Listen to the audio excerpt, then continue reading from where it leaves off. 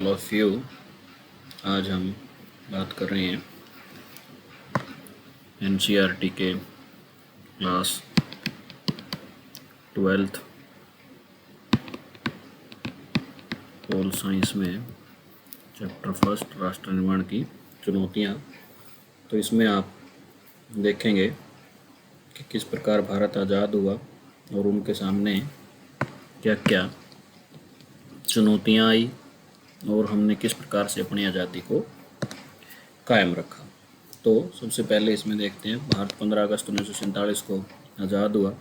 भारत के पहले प्रधानमंत्री पंडित जवाहरलाल नेहरू जी ने इस रात संविधान सभा को संबोधित किया, जिसमें उनका प्रसिद्ध भाषण था ट्रस्ट विद डेस्टिनी, जिसको हम हिंदी में उसका अनुवाद करें तो भाग्यवधु के चिर प्रतीक्षित भेंट। ये एक उनका एड्रेस था, बड़ा इमोशनल एड्रेस था देश के नाम, जिसमें उन्होंने भारत के भविष्य की बात की थी।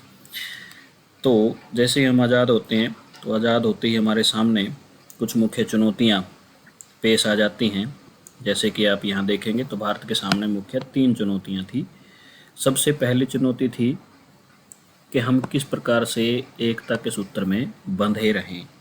पूरा देश जब आज़ाद हुआ तो आज़ाद होते ही हमारे सामने 3 ऑप्शन थे। पहला, हमारे पास थी 565 देशी रियासतें, जिसके सामने अंग्रेजों ने 3 ऑप्शन रखे, जिनमें से पहला है भारत के साथ शामिल हो जाएं। दूसरा ऑप्शन था पाकिस्तान के साथ, और तीसरा ऑप्शन उन्होंने दिया कि वो आज़ाद रहें, ना भारत के साथ जाएं ना पाकिस्तान के साथ जाएं, अपनी रियासत आज़ाद राजा की तरह अपना जीवन जिएं। तो इस बीच जब हम आज़ाद हुए तो कोई भी राजा तैयार नहीं था अपनी रियासत को भारत में या पाकिस्तान में शामिल करने के लिए।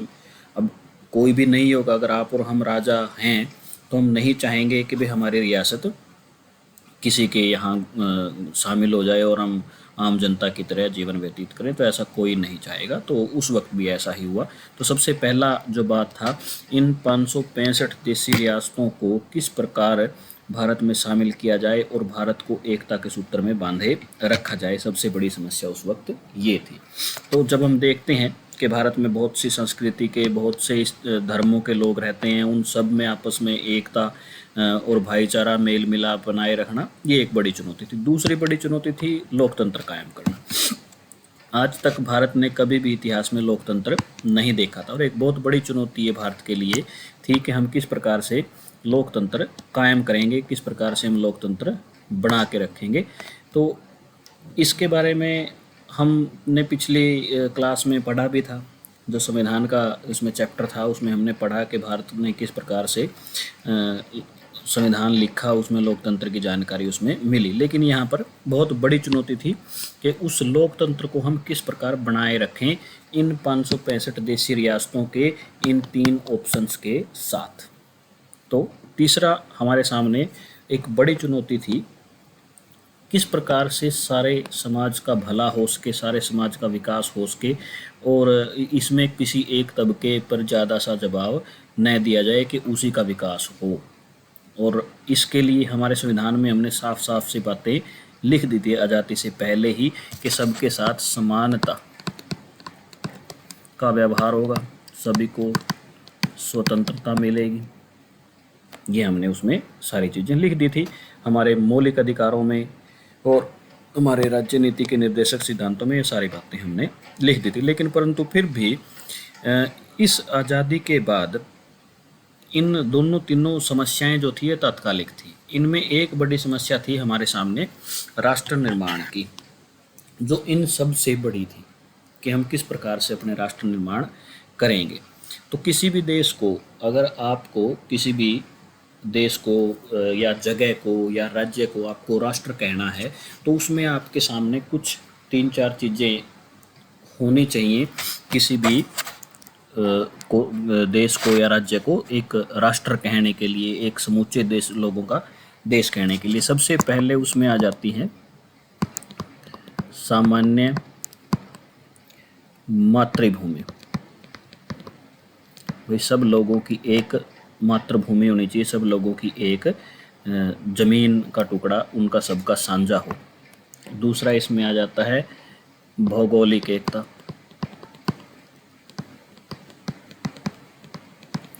भौगोलिक एकता का मतलब है कि जो आपका जमीन का टुकड़ा है वो सारा का सारा एक साथ हो। तीसरा इसमें आ जाता है सामान्य इतिहास। सब लोगों का जो इतिहास है, पास्ट है, वो एक जैसा होना चाहिए। अगर आप डिफरेंट इतिहास के लोगों को, डिफरेंट बैकग्राउंड के लोगों को एक साथ लेके आएंगे तो आप कामयाब नहीं हो पाएंगे। और एक इसमें सामान्य हित, सब लोगों के जो हित हैं, लाभ हैं, वो एक जैसे होने चाहिए। और एक इसमें आ जाता है सबकी राजनैतिक महत्वाकांक्षा भी एक जैसी होनी चाहिए। तब जाके आप इस सारे सिस्टम को बना पाएंगे, इस सारे सिस्टम को देख पाएंगे। अगर आपके पास ये सारी चीज़ें नहीं हैं तो आप किसी भी देश को एक राष्ट्र के रूप में निर्माण नहीं कर सकते। तो मैंने आपको अभी बताया कि किसी भी देश को बनाने के लिए, किसी भी राष्ट्र के निर्माण के लिए आपके पास ये 4-5 मुख्य चीज़ें इसमें होनी चाहिए। पहला है आपके पास सामान्य मातृभूमि, दूसरा आपके पास भौगोलिक एकता, तीसरा सामान्य इतिहास, चौथा सामान्य हित उन लोगों का, और पांचवा सामान्य राजनीतिक महत्वाकांक्षा, और एक इसमें छठा आप ले सकते हैं लोक इच्छा। लोक इच्छा का मतलब वो लोग भी चाहते हों उस राष्ट्र के निर्माण को आगे बढ़ाना। तो ये इसमें मुख्य बातें आपकी आ जाती हैं। तो यहाँ पर हम नेहरू जी की देखते हैं। देखो यहाँ पर मोहम्मद अली जिन्ना जी की स्पीच देखते हैं, जो इसमें मोटी सी बात ये कहते हैं कि हम पाकिस्तान में हैं और पाकिस्तान में अल्पसंख्यक और बहुसंख्यक दोनों समुदाय हैं। हमें दोनों समुदाय के लोगों की धार्मिक इच्छाओं का, धार्मिक विश्वासों का आदर करना चाहिए, ऐसा वो कह रहे हैं। तो यहाँ नेहरू जी ने फिर वही बात रिपीट करी। तो अब हम आ जाते हैं भारत के सामने जो चुनौती थी। सबसे पहली चुनौती भारत के सामने इसमें आई विभाजन की। जैसे ही हम आज़ाद हुए तो हमने विभाजन देखा। विभाजन भी हमने देखा तो उसमें पाकिस्तान और भारत दो देश बन गए थे, और ये बने थे 2 नेशन थ्योरी पे, जो पर्टिकुलरली जिन्ना ने, जो पाकिस्तान का राष्ट्रपिता कहा जाता है, जिन्ना ने यह थ्योरी दी थी, द्विराष्ट्र का सिद्धांत। इसमें द्विराष्ट्र 2 नेशन थ्योरी में क्या रहता है कि हम धर्म के आधार पर, संप्रदाय के आधार पर एक अलग राष्ट्र मांगते हैं, और जिन्ना ने मुस्लिम धर्म के लोगों के लिए एक अलग राष्ट्र मांगा था। और इसका विरोध उन दिनों में कांग्रेस ने भी किया, लेकिन धीरे धीरे आते आते 1940 के दशक तक आते आते कांग्रेस और मुस्लिम लीग के बीच राजनीतिक प्रतिस्पर्धा और टकराव ज़्यादा बढ़ने लग गया। और अंग्रेज़ों ने, जिनकी नीति थी आप सब जानते हैं, फूट डालो राज करो, जिनकी यह नीति हमेशा से ही रही है, तो उन्होंने इस बात का फ़ायदा उठाते हुए भारत के 2 टुकड़े उन्होंने कर दिए थे। एक पाकिस्तान बना और एक उस वक्त पाकिस्तान बना और एक भारत। ठीक है, तो ये उस वक्त की हमारी समस्या थी। अब विभाजन की प्रक्रिया, विभाजन की जो प्रक्रिया थी, भाई किस प्रकार से विभाजन होगा, ये एक रात में ही डिसाइड कर दिया गया कि यहाँ से ये भारत होगा और ये पाकिस्तान होगा। तो ये बड़ी मुश्किल बात थी लोगों के लिए। ये नहीं पता था लोगों को कि हम पाकिस्तान में हैं या भारत में। तब तक लोगों को ये भी नहीं पता था कि पाकिस्तान में कौन रहेंगे और भारत में कौन रहेंगे। ये बड़ी समस्या थी। आप लोगों से अक्सर सुनते होंगे कि जब उन्होंने देखा, जब भारत आज़ाद हुआ तो हिंदुओं को, जो पाकिस्तान में हिंदू थे, उनको नहीं पता था कि वो कहाँ है, और भारत में मुस्लिम्स को नहीं पता था कि वो भारत में है या पाकिस्तान में। और जो बॉर्डर इलाके हैं उनको तो ये भी नहीं पता था कि वो भारत में हैं या पाकिस्तान में हैं। तो ये बहुत बड़ी समस्या थी। इस बीच एक रात पहले आप उनको कहते हैं कि आप का देश अलग हो गया है, आप दूसरी तरफ जाएंगे या इस तरफ आएंगे, तो लोगों को ऐसा लगा कि हम अब क्या सामान लें और क्या छोड़ें। सब कुछ लोग अपना छोड़ के वहाँ पर वापस कहीं ना कहीं आ जाते हैं। तो जो विभाजन की प्रक्रिया थी वो बहुत बुरी प्रक्रिया थी। इसमें लोग बहुत जगह छोड़कर उसमें आए। और इसमें आप देखें कि अब विभाजन के रूल के अनुसार क्या था कि जो सारे मुसलमान थे उनको पाकिस्तान चला जाना चाहिए था और सारे हिंदुओं को भारत में आ जाना चाहिए था, लेकिन ऐसा नहीं हुआ क्योंकि भारत के बहुत सारे इलाके ऐसे थे जहाँ पर मुस्लिम बहुल एरिया था। जैसे उत्तर प्रदेश के कुछ इलाके थे, बंगाल के कुछ इलाके थे, पंजाब के कुछ इलाके थे, उधर हैदराबाद के कुछ इलाके थे। अब आप इतनी जगह तो पाकिस्तान को ज़मीन नहीं दे सकते, इसलिए ये बहुत बड़ी समस्या थी लोगों के लिए उस वक्त कि हम कहाँ हैं। तो इसलिए जो विभाजन की प्रक्रिया है वो उस वक्त कटघरे में खड़ी हो जाती है कि ये किस प्रकार की प्रक्रिया थी।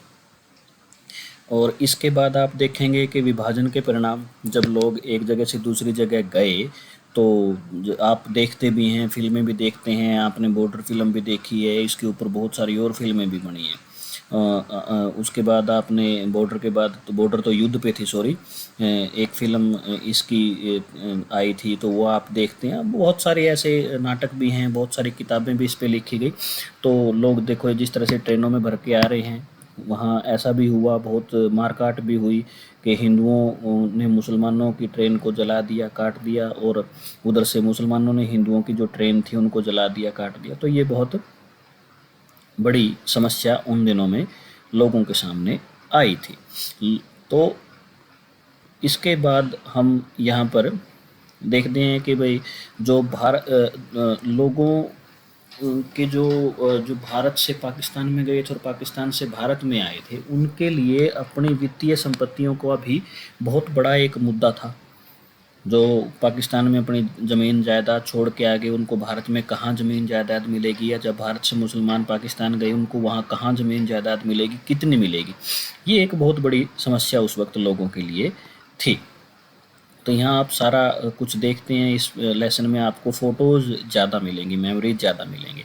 तो दूसरी इसमें हम समस्या देखते हैं कि रजवाड़ों का विलय। रजवाड़ों का मतलब देसी रियासत जो थी,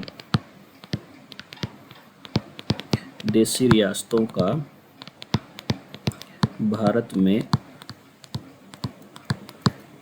विलय करवाना, ये एक बहुत बड़ी उन दिनों में समस्या थी। क्योंकि अंग्रेज़ों ने, जैसे मैंने आपको पहले बताया, 3 कंडीशन उन्होंने रख दी थी। एक, वो भारत में शामिल हो जाएं, 2, पाकिस्तान में शामिल हो जाएं, तीसरा, आज़ाद रहें।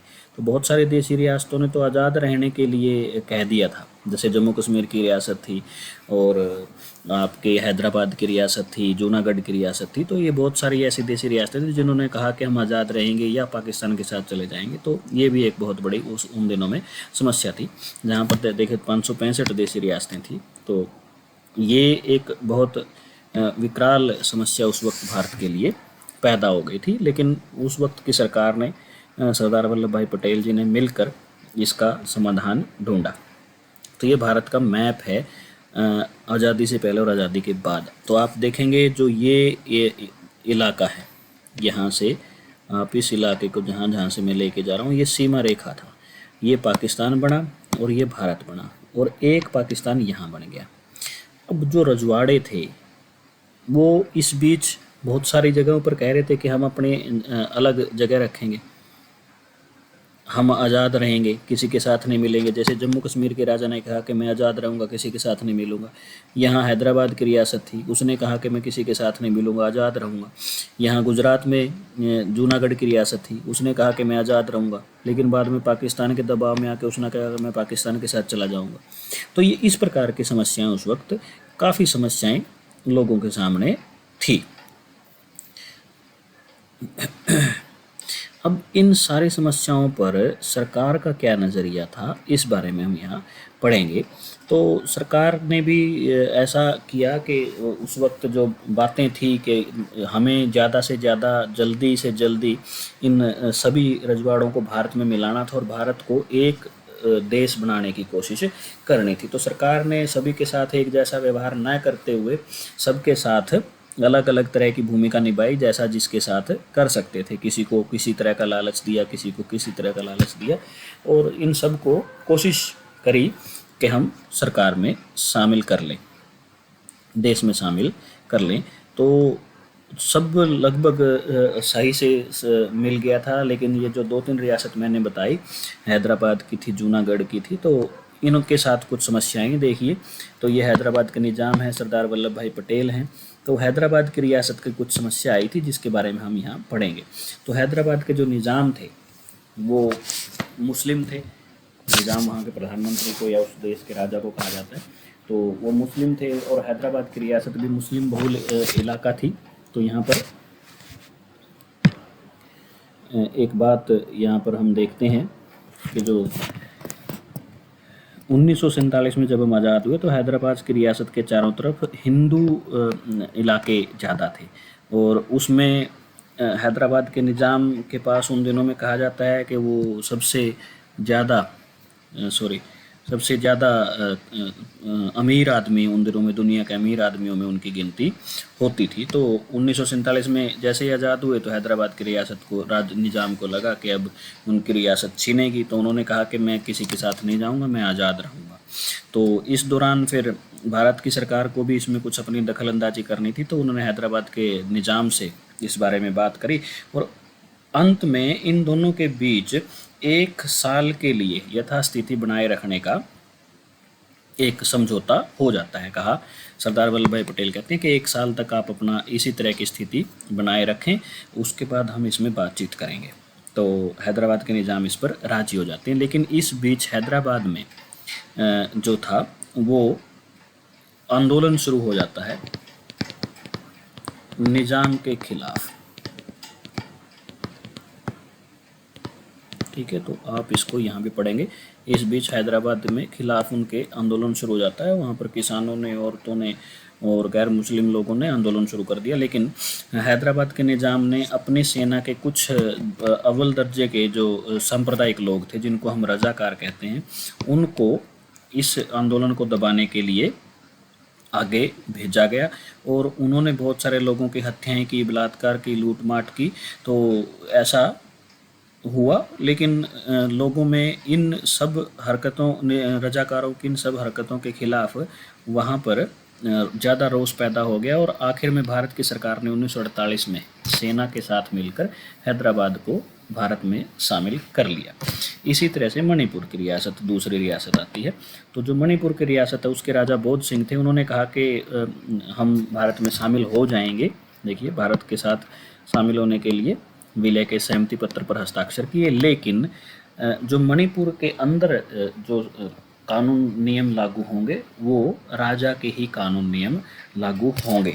जो भारी मामले हैं उसमें भारत सरकार स्वतंत्र है, विदेशी मामले हैं जैसे, उनमें भारत सरकार स्वतंत्र है सब चीज़ें अपनी तरह से करने के लिए। तो इस प्रकार से हैदराबाद को जैसे हमने सेना के सहायता से कर लिया, मणिपुर को हमने किसी और तरह से कर लिया, जम्मू कश्मीर की रियासत थी, इसके बाद हम पढ़ेंगे, तो उसको किसी और तरह से। तो जैसे मणिपुर की रियासत के बारे में बात करते हैं तो वहाँ पर धीरे धीरे करके संवैधानिक राजतंत्र कायम कर दिया। और मणिपुर पहला राज्य बना था जहाँ पर सार्वभौमिक वयस्क मताधिकार के आधार पर चुनाव करवाया गया था। चुनाव लोगों, जनमत करवाया गया था। जनमत का मतलब होता है लोगों की इच्छा, लोगों की इच्छा के बारे में पूछना, जनमत का मतलब होता है। तो यहाँ लोगों की इच्छा के बारे में यही पूछना था कि वो भारत में शामिल होना चाहते हैं या मणिपुर को अलग राज्य बनाना चाहते हैं।